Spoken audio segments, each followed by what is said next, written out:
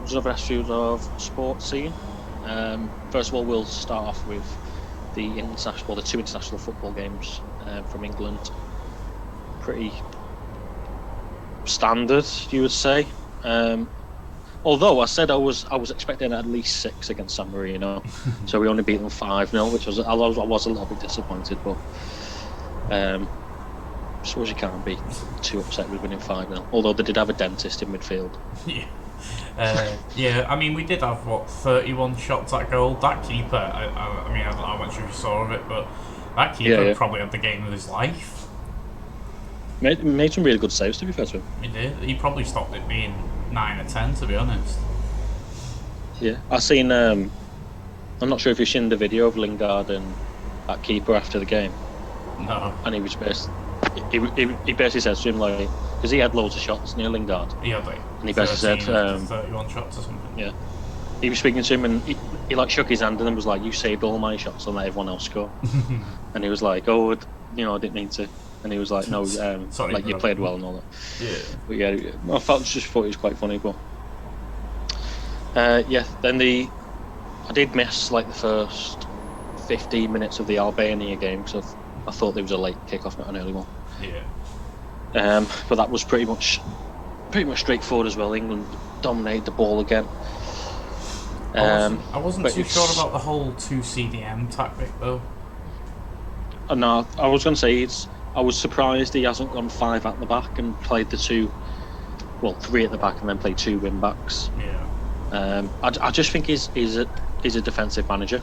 I don't think he can get out of playing like either 5 at the back or 5 and 2 DMs or now he's playing 4 at the back and then 2 DMs, even though we're playing in San Marino and Albania. I just don't get it. So it'd be interesting. I would probably expect the same formation or tactics against Poland as well, to be honest. Yeah, and then again, like Poland are going to be without Lewandowski, so it's another game. Like we identified, like if anyone was going to cause us trouble in that game, it was him, and now he's not playing, so you expect quite a convincing victory again. I'd hope, especially with the game being at Wembley as well. Yeah. So I'd expect them to win with Lewandowski in well, playing me the too, team, but we were just saying, like, if anyone was going to cause us trouble in that team, it's him. Yeah. I think he's only out for about 10 days, but games come thick and fast at international. Yeah.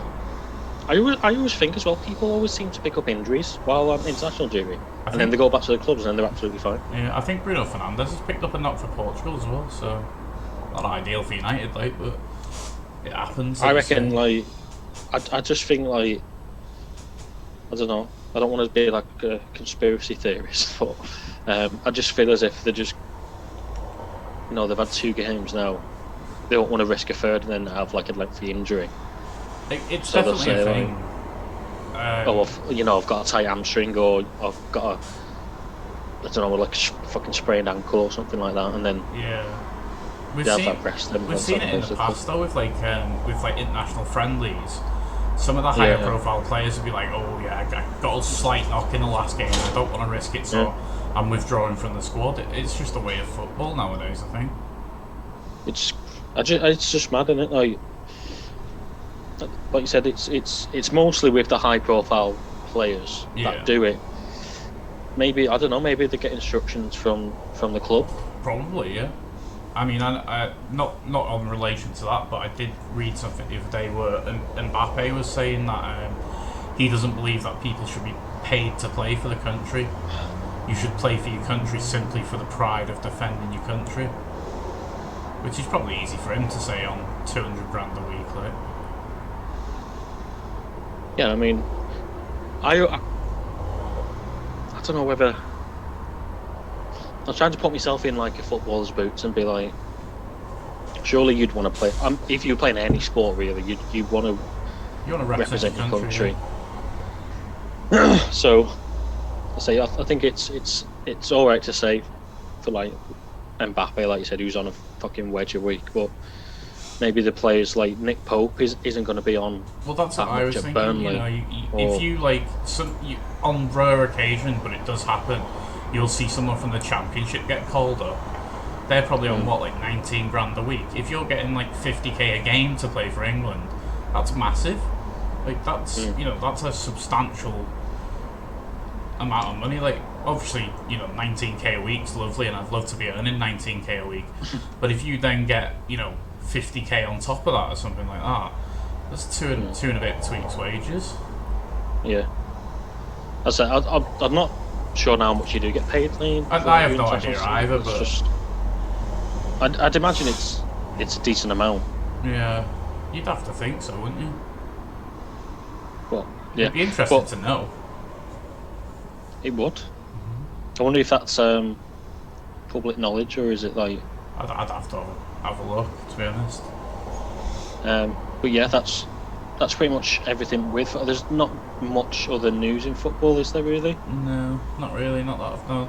Other than they've announced that the semi-finals of the FA Cup will have spectators, so we're going to see the return of spectators to football finally after God knows how long. Yeah, if that does go ahead, you know what the fucking what they're like, we're changing like the regulations and stuff like that. So, probably as it goes, they're not really recording that many deaths or cases now, are they? Really? No, it's definitely compared to what it down. was. And then over half the adult population of the UK is vaccinated now, so we're taking steps in positive directions. Yeah, so hopefully, I'd say I can't wait for fans. Football does get a bit boring to watch with them being no fans and stuff like that, but the artificial crowd noise is just depressing as well. I know, especially when like a ball goes well wide and then the press like the ooh, I'm like, there's nowhere near towards the goal. What you're doing? But yeah, I suppose that is a positive step to get everyone back in. So did they say how many people the? No, I didn't see whether it was, there. I literally just saw the headline said FA Cup semi-finals will have spectators. That was it. I didn't read any further. Yeah, because I know that the Carabao Cup final is going to have fans as well, I think, but it's only going to be like 8,000 people or something like that. So yeah, I can't imagine they're just going to dive straight back in and go on and fill the stadium. Yeah. I always think with like the Carabao Cup and saying, you're allowed 8,000 people. I was thinking, that's not. First of all, that's not much anyway. No. Most of it's going to go to like corporate seats and then friends and family of the players. So there's not going to be that many actual football fans there anyway. Yeah. So it's not going to be that much difference anyway. I don't feel, but it's not. But I think it's partly for them. Obviously, they can sell 8,000 tickets and probably sell them at a premium as well. And it's like I don't know what the word is. Like when you've been away for a long time and you have to be brought back in slowly. It's almost like that type of situation. We're slowly reintroducing football fans to the stadium, giving them a little bit each time. Hopefully it does. I mean, if they do start off with like 8,000, let's say, then hopefully then they can just start edging it up and up and up. And then I'm guessing they'll most probably have fans at the European Championships as well, if they're allowing fans to go there now. So hopefully that keeps on going up and up. And then we've a bit of a stretch, but hopefully then we've got everyone back for like the start of next season, maybe. Full stadiums for next season would be nice. But I think that's with there being like internationals and stuff, there wasn't too much. Yeah, there's not a lot going on, to be honest. Was there, so that's true. So moving on next, I guess we could quickly cover the cricket and the rugby because they were quick ones. Since we last spoke, there's been 2 ODIs. One won by England after quite an impressive knock by Johnny Burstow, and then they wobbled a little bit and scared me into thinking they were going to lose from a position they should never lose from. And then the final one, India took it after, you have to call it a valiant effort from Sam Curran. It's not 95, not out, and just couldn't quite, left himself, him and his partner left 12 to win off the last over and just couldn't quite do it. Yeah, I said obviously in the previous podcast that I would be upset if we didn't win any of the formats, but you can't really, losing by like 7 runs, was it, or something like that? Yeah, it was 7 runs in the end. 7 runs, you can't really be... It's just unlucky, isn't it, really? When it gets down to, like, single-figure runs, it's... Yeah, and it's just unlucky. It was good to see someone stand up and you know, like, be counted when it mattered, because for a long time, for a period of that game, it looked like we were going to win. They were going to win by about 100 runs. We were like 205 for 7 or something like that, until he started just going nuts. Yeah, I think I feel as if in like the ODIs, you always need that one person just to have that type of innings, just to be like, I'm just going in there and I'm just going to fucking clean everything. Yeah. That comes near me. So I'd say losing by 7 runs and 2-1 isn't really that much to complain about, really. I think I saw the stat. It was 3-1 in the tests, 2-1 in the 3-2 in the T20s, and 2-1 in the ODIs. So, you know, close series. Obviously, probably not what England were hoping for, but all in all, it's not panic stations or anything like that. No, I think I say we had the 2 tests that they were abysmal. Yeah. They had like 2 tests that finished in like 5 days. Yeah. And then you had that. I think it was the T20 where they had that bit of a collapse near the end of and then just completely looked like they were on course to win, and then they just had that complete collapse and then lost. Yeah. That happened in one of the ODIs as well, to be honest. Yeah, but yeah, apart from that, it wasn't. So say teams usually go to India and get battered. So when you put it like that, they haven't done too bad, to be fair. It's a lot of stuff that they can learn from as well, which is a positive sign. And the fact that the World Cup's going to be in India, as well, isn't it? So T20 they've gone, so they've gone there and batted like on the pitch and stuff like that. Yeah, so maybe the pitch they played all 3 T20s is where the final of the T20 World Cup will be. So hopefully, if they make it that far, you know, they've had a recent experience on that pitch, so maybe they know what the pitch is going to be like and stuff like that. Maybe that gives them an advantage. So definitely, maybe take the positives out of it. Maybe I think that's what you have to do if you're England now. You have to look at it and go, okay, we did well in these areas and we struggled in these. This is where we need to improve. This is where maybe our strategy didn't quite work. So I think a lot of analytics, a lot of data has been gathered from that tour. And as I say, I'd rather them do it now than in the World Cup. Yeah, I'd rather them get some bad performances out the way now. So definitely, it wasn't all too bad when you look into it deeply. Right, so that was the cricket. Then we had the rugby. We had the one game on Friday. So France needed to beat Scotland by like 21 or something to win the Six Nations. I believe they ended up losing by 3. So Wales were crowned Six Nations champions. Yeah, we said it would probably be close due to France's other meetings. I say they've lost apart from Italy, they've lost by like 3 points or won by like 3. A score on like every single game. So we said it'd probably be close. I thought France probably would have won, but I say they've lost close, and Scotland aren't a bad team. So as I say, you can't really fluke coming like winning the Six Nations. But I always said like Wales come second bottom last year, and now they turn around and won it. So hopefully England finishing second bottom this time. We'll go and win it next time. Turn around and win it next time, hopefully.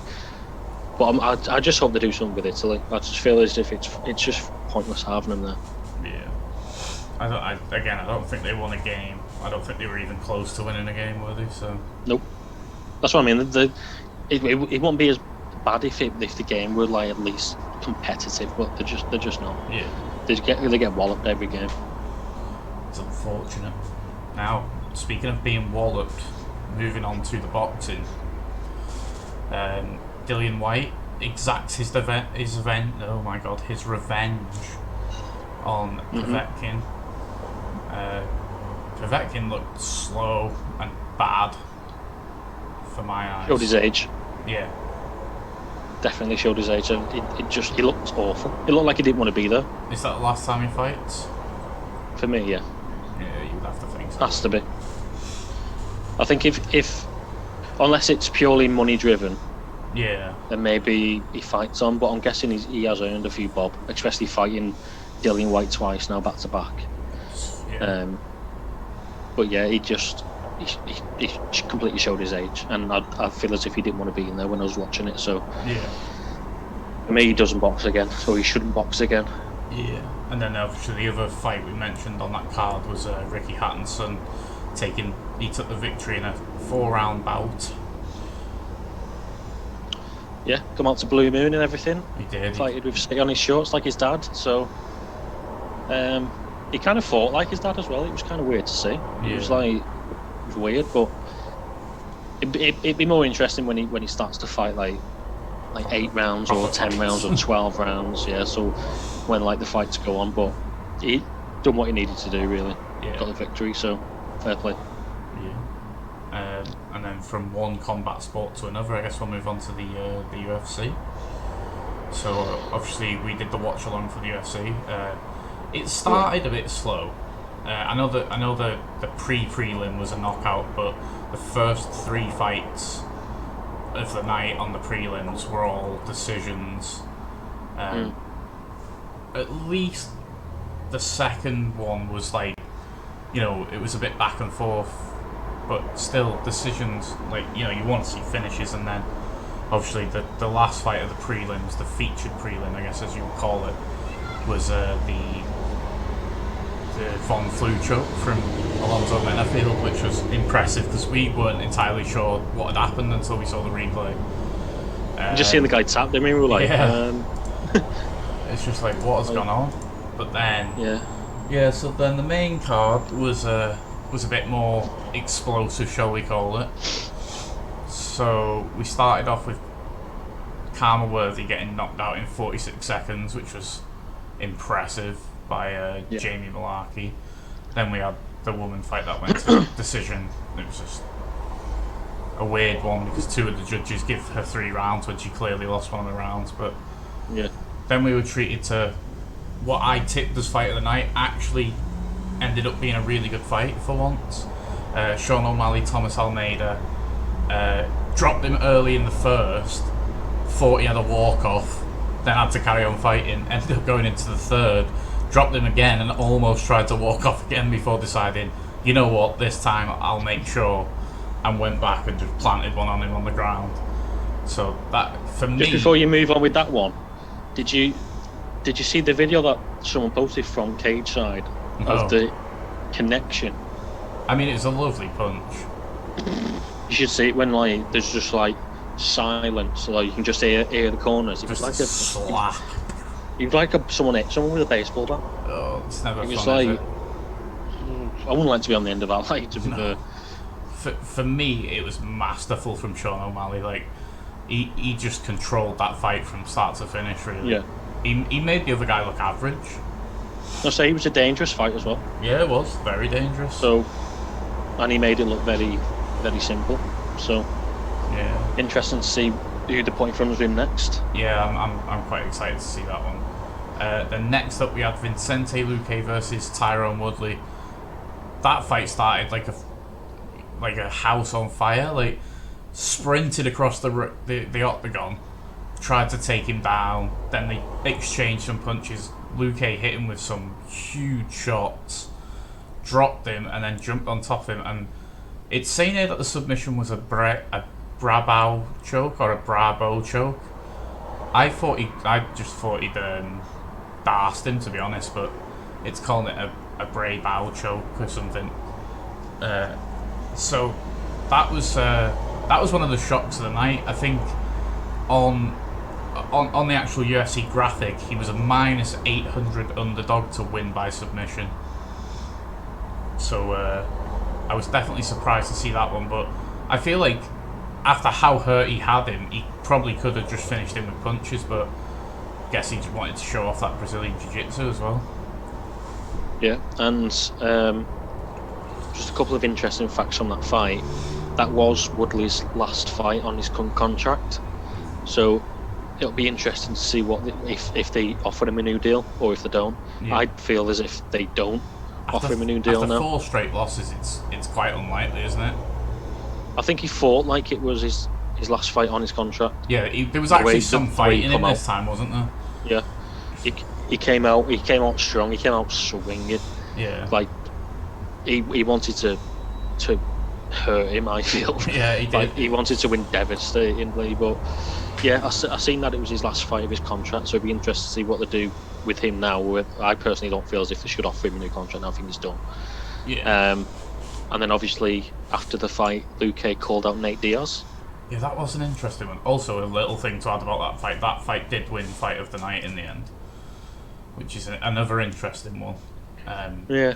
Performance of the night went to Francis Ngannou and Sean O'Malley, which are hardly surprising, but yeah, they were the bonuses. Yeah, I think his time might be done, to be honest, but I don't think he's just going to retire. I think he'll go off to Bellator, because he probably could win the belt at Bellator. So I know there's like some good fighters over there, but he could probably still win it somewhere, couldn't he? Still has the capability to win fights. I think he's got the skill set to win fights, but is the desire there? That is true, and I mean he's probably made his money. He had like 5 title fights during his reign or whatever, so he's got to have raked in some money from them. Yeah, you know, and then obviously he does like he's outside the octagon stuff, and his glitter and rap career. Yeah, so it'd be interesting to see what he does, or what I think the UFC will cut in now. Yeah, I personally. Yeah, and then we'll see. I guess we'll see. Yeah. And then main event of the evening was Stipe Miocic versus Francis Ngannou. I think from everyone that I've discussed this fight with, the second that Francis stopped that takedown, I think Stipe knew, oh shit, I'm fucked here. And it was very patient from Ngannou, which you don't often see, but man, that follow-up shot, Jesus Christ. He just folded him up like a deck chair, and like I know how the MMA world is. Some people are going to say Herb Dean didn't get across quick enough, but if you see that replay, the second the left hand landed on Stipe, Herb Dean starts sprinting at Stipe, and then you just see Ngannou go, oh no, I'm not finished yet, and just raise his fist, and it's like, he's going to kill him, and then he proceeded to ground and pound him, if you can call that, with that one devastating punch. Yeah, I think that was pretty much how it went. I think he hit him with some big shots. He hit him with a fucking head kick. A head kick? What the fuck? That kind of like, we were shocked at that head kick. I was shocked. I knew that he obviously had been working with like Usman in his camp, and he was working like wrestling coaches, but he got Jake Shields in wrestling, and he's been working with Eric Nixick as well. So, but that first takedown that he stuffed like impressively as well. It didn't perfectly. Like he stuffed it, and then he transitioned round. It was so quick, and I was just like, I thought Ngannou would win anyway, but as soon as he'd done that and then started like hammering it, I just thought, it's more than anything, I was mostly impressed with how much Stipe took before he finally went down, because the punch in the first round, although it hit him like top of the head-ish, that's the same punch that switched like Curtis Blades off, and the same punch that dropped Cain Velasquez. So he survives that. Then he survives all the uppercuts he took on the way up from the wrestling exchange. Then he dropped him against the cage and took all the punches on the way up again, and then goes down to that straight left. It's like, fair play to that man. He's took a beating. I mean, what's next for Stipe Miocic? Does he just retire? Like, he's had 15 UFC fights. He's defended the belt 5 times. He's probably another person that doesn't really need to carry on fighting, but could we see him carry on? I think we'll see him carry on. I do too, to be honest, but I wouldn't be mad if he was to be like, you know what, I've had my reign, I'm going to go off into it, because he's got another kid on the way. You know, if he was to just be like, you know what, I'm going to go and focus on my kids now. He might just take some time off now. Yeah, that's also possible. Maybe he takes some time off and then, I don't know, comes, let's say Ngannou's still the champion, I don't know, like a year's time. Yeah. And maybe he goes, he wants the trilogy. It's possible. I mean, he's done it and before. that could be his last fight, or yeah. I think you'd be very harsh to say that for what he's done when he was champ to turn around and say no. No, I totally agree. I don't really think. Then again, you could argue that Francis had to rack up 4 wins before he got the rematch. So why shouldn't he have to go and fight like Derek Lewis and all those other top fighters? You know, like Cyril Gane and stuff like that, who are gunning for that shot. Just for what he's done, really. Yeah, I agree. Like, but I think we've seen it happen with like Ronda Rousey did it. Ronda Rousey like left and come back, and she was straight up against Amanda Nunes. That is true, yeah. For the title and stuff like that, and it's, although it shouldn't happen, it is part of the sport, I suppose. I don't think Stipe's as big as Ronda Rousey though, or like a Conor. Like they seem to be the people that can just walk back in and be like, I want a title shot. Maybe. True. I'd say it's something. It'd be interesting to see what he does do. But if I was him, I'd probably just take some time off. I think I'd go the same route. Now has he ever? Just before you move on, because I know he does. He's like a firefighter as well, isn't he? He's a part-time firefighter, and he did say to Joe Rogan when he finishes fighting, he may move over to being a full-time firefighter. Yeah, I was going to say maybe he just takes some time away from like the UFC and just does that for a little bit. Yeah, like full-time. That's possible. Like something like that, but yeah, that's probably what I would do if I was him. Yeah. I wouldn't want to go back into a rematch with Francis Ngannou. Oh, straight away you wouldn't, would you? He's just done that. Did you see Let's do it again? Did you see DC's face after the fight, for the post-fight, when he was asked? Does it make him want to go back in? He was like, yeah, he was just smiling, shaking his head. They basically said that that could have possibly been you, or would you return to it? And he was like, no. Yeah, I suppose the other big question that came out of that evening then is John Jones next for Francis Ngannou? Depends. It sounds like.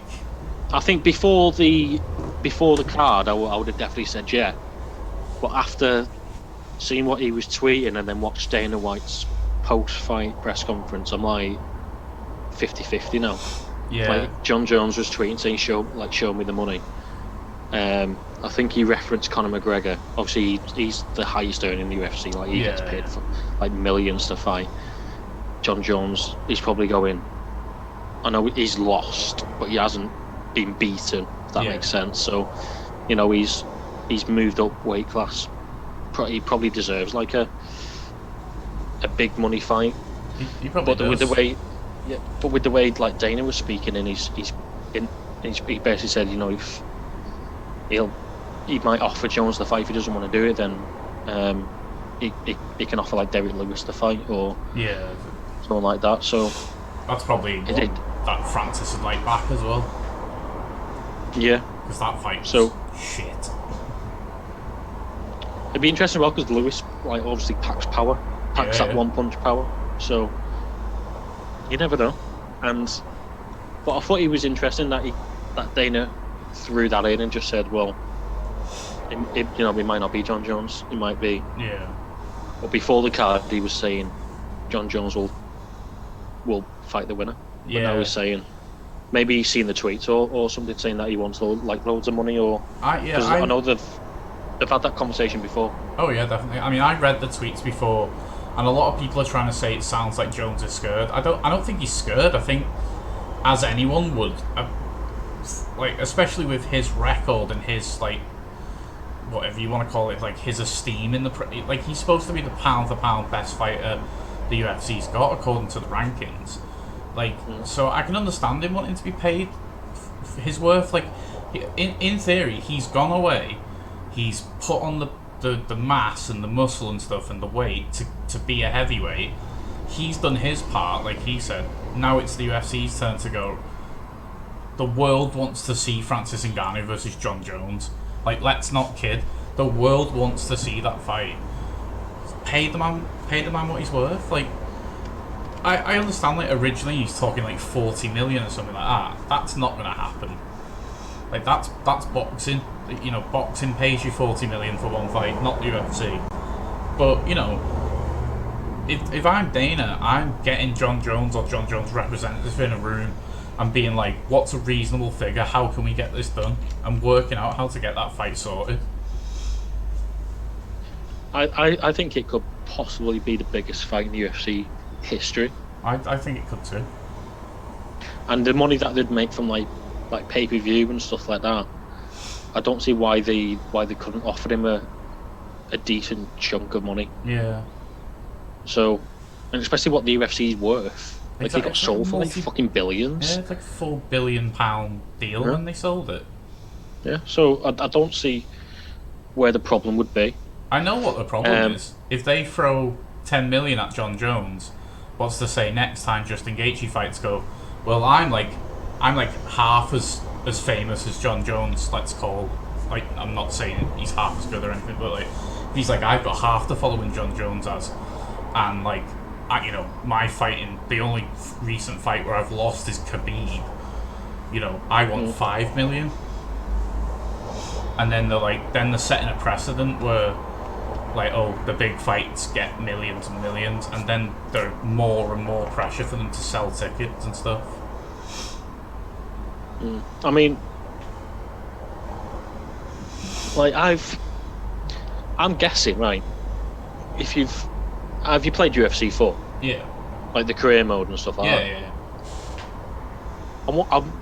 I wonder if the money on that is like similar, because I'm world champion, you know what I mean? Aren't we all now? I know, and I think on the contract on that, you get 120 grand for the fight, and then 120 grand for the win or something like that. Yeah, plus like X percent of the gate. Yeah, you get like the pay-per-view sales and stuff like that, which adds up then. Off it or something.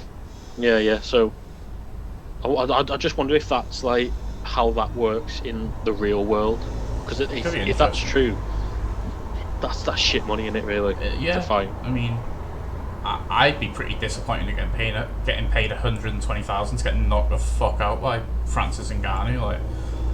But then again, I'm average Joe. I don't train every day to believe that I can beat Francis Ngannou. So, you know, I mean, also, if they say like we're going to pay you 120 grand to show, and we'll give you another 120 grand if you win, and obviously the pay-per-view sales and stuff like that, and then you've got to take into fact that obviously whatever the fight. And then they've got to pay like fucking obviously like the gym fees, the camp. They got how many trainers? They got to pay all the trainers with it, and so they probably are going to take home probably not, like, well, probably a lot compared to me and you. Yeah. But not a lot to them. So maybe it's just something. I feel as if they need to get paid more anyway.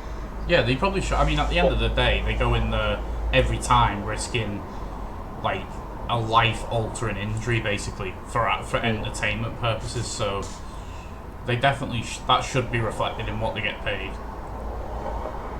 And like you look at, I know like boxing's, you've got more like organisations and you get more revenue and stuff like that. So I'm not saying they should be paid what boxers get paid, because they get paid like even like the average boxers get like millions a fight, and. But you put that into comparison, you know, the UFC's not long been sold for like billions of pounds, so you can tell no one's going to buy the UFC for billions if they don't know how much the UFC make it's as like a whole. So they could pay the fighters a lot more, and I think the fighters are clicking on. Yeah. Well, I think they were kind of just like, oh yeah, we'll take it 'cause it's money. I think they are clicking on now, like, and saying like we're worth more than what we're actually fighting for. Definitely. And I think that's what he's trying to say. Not a fact of, he doesn't want to fight Ngannou. Yeah, it's just pay me worth. Yeah, he knows his worth, and he won't fight until he's paid his worth, which Exactly. It's an Good on him, interesting really. one, yeah. I mean, that's why they've always said like a fighters union would be good, so they can like, you know, they can unionize against this type of thing. But I just feel like the UFC's got that many fighters and there'd be that many people that wouldn't sign up to it, that they'll just be like, well, fuck you guys, we'll just use these ones. No, I was surprised that they haven't got like a fighters union or. Yeah, I think they're trying to organise one or something, but I think like every time they do, the UFC kind of tries to like backdoor sabotage it type of thing.